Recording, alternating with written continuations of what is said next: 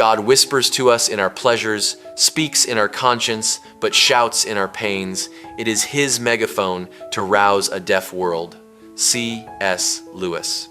There are moments when joy arrives so softly, like a gentle breeze slipping through the leaves, touching the soul with such delicate vibrations that we barely notice. It is in that quiet gentleness that we hear the whisper of God, a tender presence, not dazzling, yet warm enough to spread through the depths of our inner being. When our conscience speaks, it is the moment we stand at a crossroads of choice, where the voice of morality rises, not with noise, but steady and silent, like a faithful guide through the labyrinth of awareness. Then pain arrives. It does not knock gently. It strikes hard, shattering the illusions we have built to lull ourselves to sleep. Pain is God's enormous megaphone, forcing us to listen to the things we have deliberately ignored. People often flee from truth when it is uncomfortable, seeking pleasure to cover the emptiness. Only when pain grows large enough, deep enough, does it pierce the defenses of the mind and awaken the deafness that has long been forgotten. It is precisely through wounds that light finds its easiest way in. Suffering is not punishment, but an invitation to rebirth. When facing loss, failure, or loneliness, we are forced to look directly at ourselves under unrelenting light. And in that instant, we realize the loudest voice in life does not come to destroy us, but to rescue us from prolonged unconsciousness. If joy is a gentle melody that soothes life, then pain is the powerful drumbeat that awakens us. Both are necessary, like two sides of the soul's coin. When we truly understand this, we no longer fear suffering, but learn to listen to it as a profound message that helps us gradually awaken, mature, and become more whole. I have held many things in my hands, and I have lost them all. But whatever I have placed in God's hands, that I still possess. The tighter we grip, the easier we lose. The things we try to hold through sheer will, fame, emotion, or control may seem solid at first glance, yet they are as fragile as sand slipping through our fingers. The more we cling, the more they slip away amid invisible anxiety and fear. That is the illusion of control, a mechanism that makes us believe everything exists only because we are holding it. When we learn to surrender, we are not giving up, but performing an act of deep faith, a conscious letting go. Surrendering into God's hands is like planting a seed in the soil. We no longer see it, but it is in that hidden place that it quietly sprouts and blooms. What we release is never truly lost. It is transformed and preserved in a greater order that we cannot control, yet can fully trust. It is the shift from grasping to trusting, from tension to profound peace. When we hold everything tightly for ourselves, we become the weary guardians of our own lives. But when we surrender, we become companions to a power greater than our ego. And miraculously, it is in that moment of release that we actually keep more not material things, but the enduring strength of meaning, faith, and values that nothing can wash away. What truly belongs to us is not what we once gripped tightly, but what we have the courage to release. I can accept failure. Everyone fails at something. But I can't accept not trying. I can accept not trying. Failure is not a stain, but the fingerprint of effort. It is clear feedback that we dared to step out of our comfort zone and collide with our own limits. Like the dull ache after a workout, uncomfortable yet undeniable proof of growth. Not trying, however, carries an entirely different tone. That is not failure, but the refusal to live fully. When we choose to stand still, we build a fake comfort zone, a place without risk, but also without growth. Over time, it leaves a silent void, a lingering regret. What if I had tried?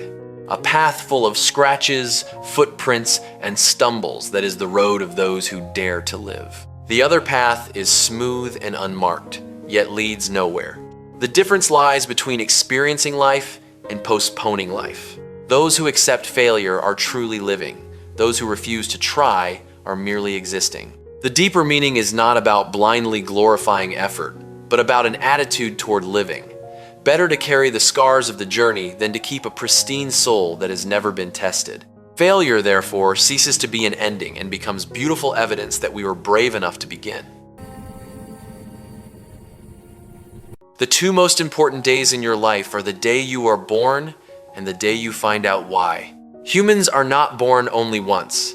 We truly experience two births, one physical and one of meaning. The day we first cry is merely the biological beginning.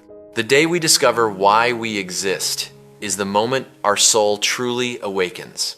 Many people live their entire lives like lost passengers on a train with no known destination. They study, work, and love out of habit, but deep down there remains a gnawing emptiness, a room where the light has never been turned on.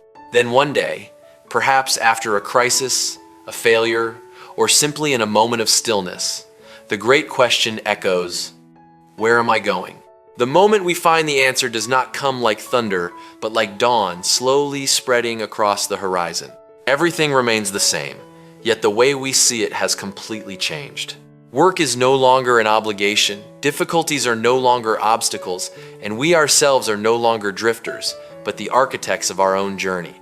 Those 2 days are not separate milestones, but sacred connections in the journey of awareness. The first day gives us life. The second day gives us a reason to live. When those 2 days meet, we do not merely live longer, we live deeper, clearer, and more fully than ever before.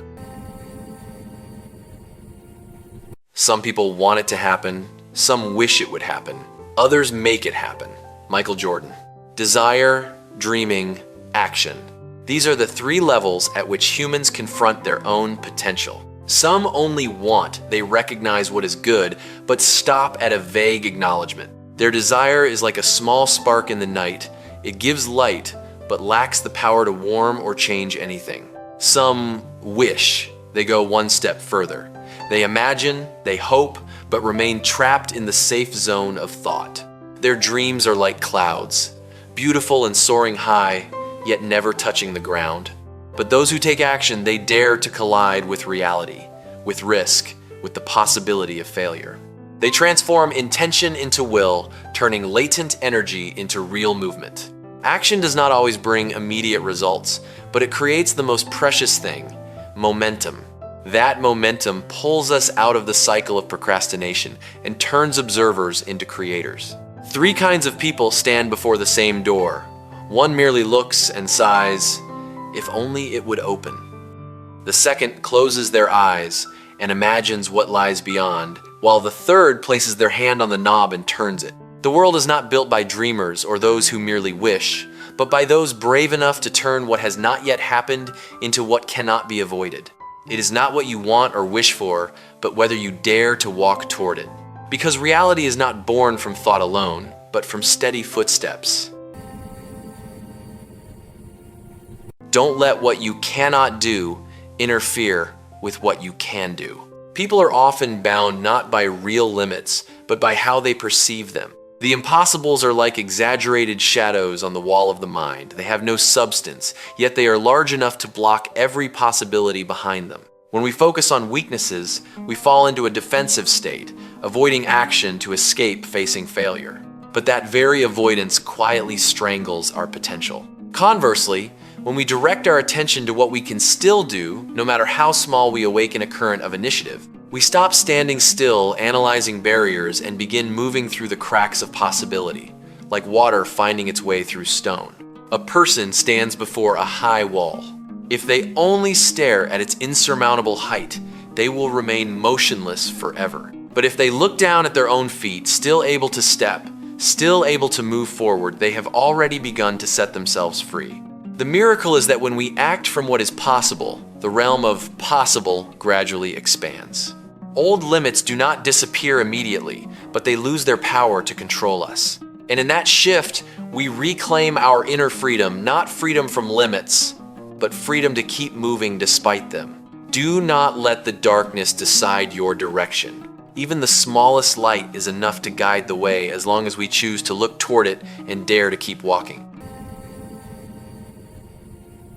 You yourself are the most wonderful thing about yourself. Toni Morrison. The journey from seeking value outside ourselves to a profound recognition within. We grow up with the habit of comparing measuring ourselves through others' eyes. We see someone else's success, another's beauty, and quietly conclude that what is wonderful always lies somewhere beyond our reach.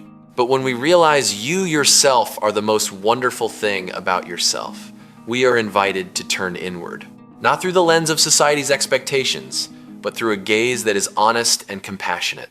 That is when we stop defining ourselves by achievements or approval and begin to cherish our inner value, the experiences we have walked through, the wounds that have healed, the times we fell and rose again. Every person is like a rough stone.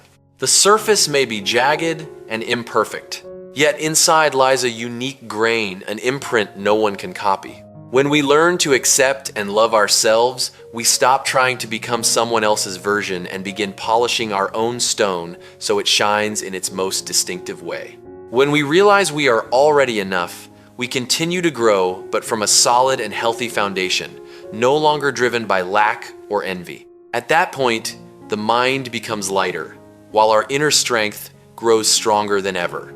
The most wonderful thing is not something we must seek or strive to achieve.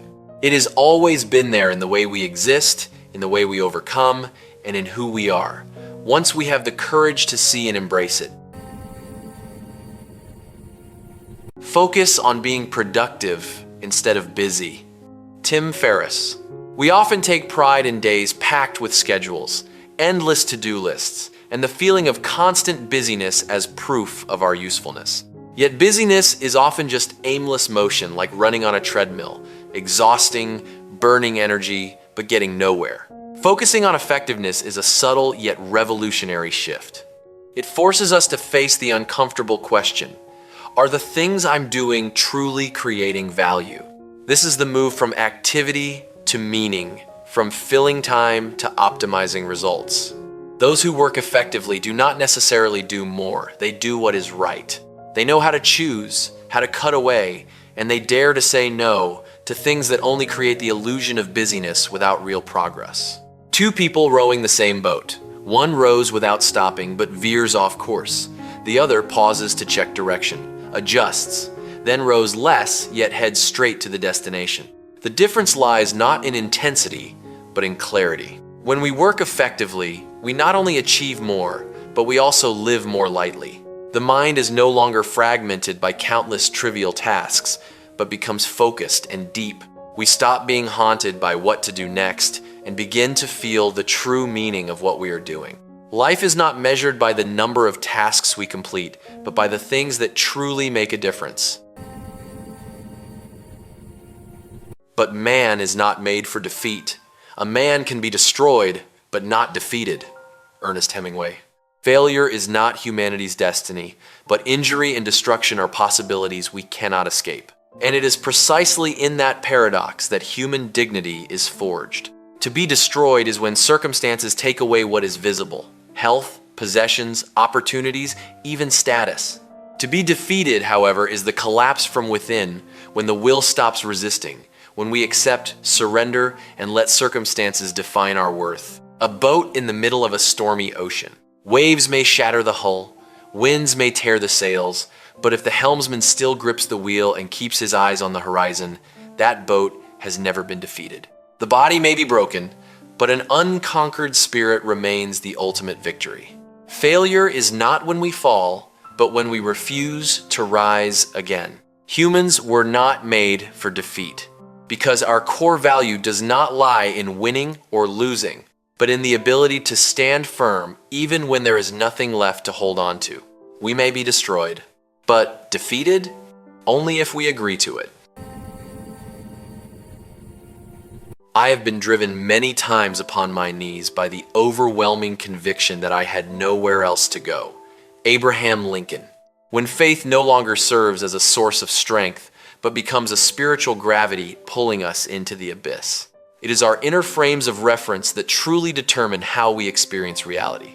Not objective facts, but the labyrinth of perception that we ourselves have unconsciously locked every exit. In that state, we lose not only direction, but also the ability to imagine any other direction. The mind contracts, every thought becomes heavy and repetitive, echoing a single message: there is no way out. And that very repetition causes us to collapse before the story we ourselves have told. The feeling of nowhere else to go is often not because every door is closed, but because we are too exhausted to keep searching. It is the intersection of fatigue and despair where the will no longer has the strength to resist the mind's negative interpretation. Yet it is precisely at that lowest point that the possibility of rebirth lies hidden. When we realize that nowhere else to go is merely a belief, not reality, a small crack of light begins to appear. Sometimes we do not need a new path. We only need a new perspective to see that the path has always been there. Being driven to our knees is not the end, but a sign that the limits of our perception have been reached. And every limit can be expanded not through brute force, but through profound realization. Because when belief changes, the entire map of the world changes with it.